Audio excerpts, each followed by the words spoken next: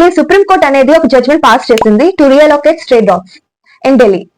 So అది ఏం judgement pass చేసిందంటే డాగ్స్ ని రియలొకేట్ చేయమని ఢిల్లీలోని విత్ ఇన్ 8 వీక్స్ లో కంప్లీట్ చేయమని. సో మెయిన్ రీజన్ ఏంటంటే అక్కడ ర్యాబీస్ కేసు అనేది ఎక్కువగా నంబర్ ఆఫ్ కేసెస్ అనేది ఇంక్రీజ్ అవుతుందని వాళ్ళు చెప్తున్నారు, which is a false information. అది మనందరికీ తెలుసు. అండ్ ఏంటేం డిస్ప్యూట్స్ ఉన్నాయో మనకు తెలియదు. There are many major topics need to be discuss over there, like AQI index, air pollution. We know that Delhi is the rape capital city. చాలా ఉన్నాయి, అంటే టాపిక్స్ అనేది చాలా ఎక్కువగా ఉన్నాయి. సో సుప్రీం కోర్ట్ కి ఇది ఒకటే దొరికిందన్నమాట డాగ్స్ గురించి. ఇలాగా Delhi is the free city from the dogs, అంటే డాగ్స్ ని మొత్తంగా తీసేస్తున్నారు అనమాట.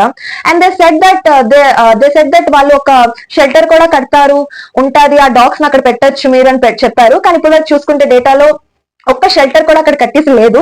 Only NGOs and other social welfare related to the animals అవి ఉన్నాయి ఆర్గనైజేషన్స్. సో ఇన్ని డాగ్స్ ని ఎక్కడ పెడతారు అసలు? అంటే ఇప్పుడు మనం అనుకోవచ్చు అదేంటి ఢిల్లీలో జరుగుతుంది మనకెందుకు అక్కడ కదా అంటే, కాదు, ఇప్పుడు ఢిల్లీలో జరిగింది సేమ్ అదే జడ్జ్మెంట్ అనేది రాజస్థాన్ హైకోర్టు కూడా పాస్ చేసింది.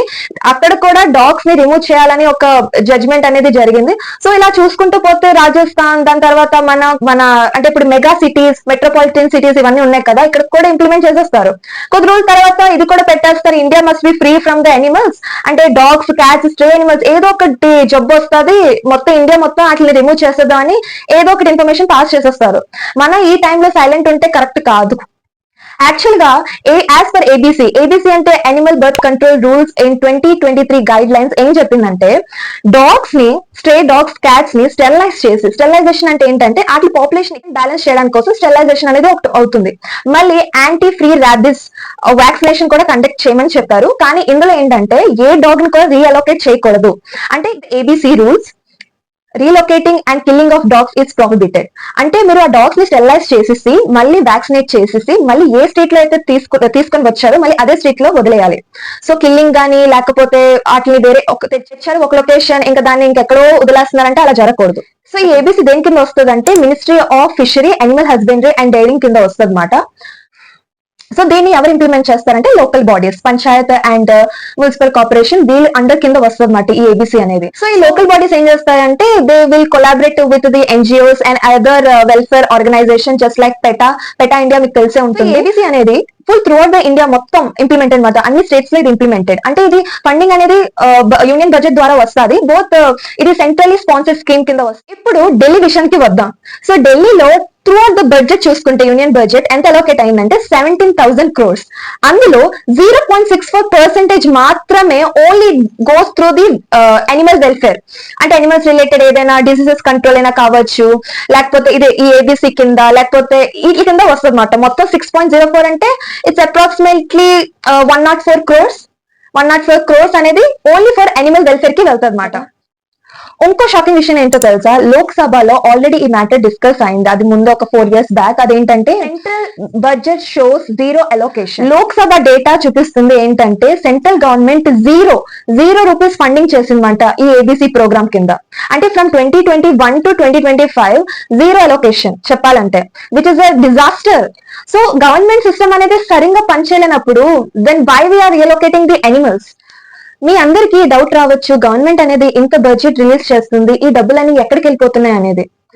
అసలు ఈ మెయిన్ కాజ్ రూట్ ఏంటో ఎవరికి తెలియదు, ఎందుకంటే ఆ సిస్టమ్ లో ఉంటేనే మనకు అర్థం అవుతుంది. అంటే అర్బన్ లోకల్ బాడీస్ నెగ్లిజెన్సీయా, లేకపోతే వాళ్ళు చేస్తున్నారు, లేకపోతే ఫేక్ రికార్డ్స్ మెయింటైన్ చేసి మేము స్టెరిలైజ్ చేసేసాము డాగ్స్ కానీ వాళ్ళు అలా చేస్తున్నారో ఏంటో తెలీదు. సో ర్యాబీస్ కేస్ రిజిస్టర్ అవుతుంది నేను కాదనట్లేదు. They are more alternate solutions. Already ABC అనేది ముందుగానే ఇంప్లిమెంట్ అయ్యింది. మనకి తెలుసు డాగ్ కలిస్తే వెంటనే మనం ర్యాబీస్ ఇంజెక్షన్ వేయించుకోవాలి. ఈ చిన్న తప్పులు మనం అంటే ఈ చిన్న మనకి తెలుసు, బట్ మనం ఇది నెగ్లెక్ట్ చేస్తున్నాం. మళ్ళీ ఇంకోటి ఏంటంటే, అంటే ఇప్పుడు ఒక్క డాగ్ కి ర్యాబీస్ ఉందంటే అన్ని డాగ్స్ కి ర్యాబీస్ ఉన్నట్టు కాదు. ర్యాబీస్ అనేది ఏ జంతువుకైనా రావచ్చు. So it is not a solution. మీకు విషయం తెలుసా, Goa is declared in the year of 2018 as a free from rabies cases. Not a single case had been registered till now.